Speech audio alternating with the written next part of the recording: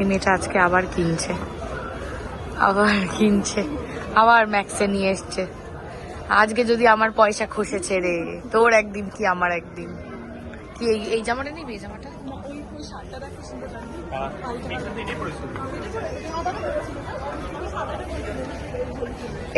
এইটা ভালো। আবার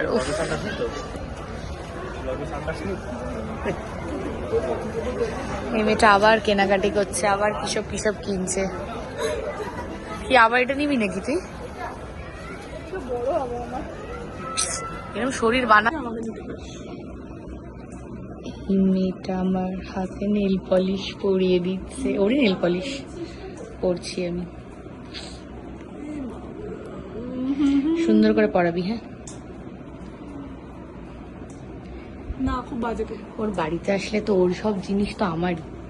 লজ্জা করে না? ওই জন্য তো নিজে কিছু কিনিস না, আমারটা দিয়ে পড়বি। তুই থাকতে আমি কেন কিনতে যাবো?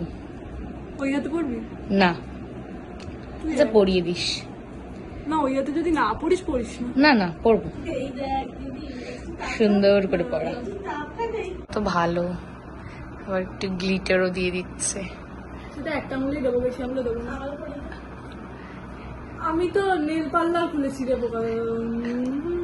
বললাম আমার আর একটা হাতে পরিয়ে দিতে, আমাকে আর একটা হাতে পরিয়ে দে সুমনা। তাহলে এতক্ষণ না করলি কেন? যেই ব্লগ অন করলাম অমনি পরিয়ে দেবো। ইয়েও পড়তে বসে গেছে আবার। আমার ছোট ছোট হাত বলে। আরে তুই বড়া কম দেখ, কিরকম ভেতরে ভেতরে গেল। গার্গি কি সুন্দর হাতটা রেখেছিল। আমি জানি ভালোভাবে করি। কেমন লাগছে আমাদের নীল আর্টিস্ট? সবসময় ঘটি নিয়ে করো না, ঘটি উল্টে যাবে। ওই মোনা।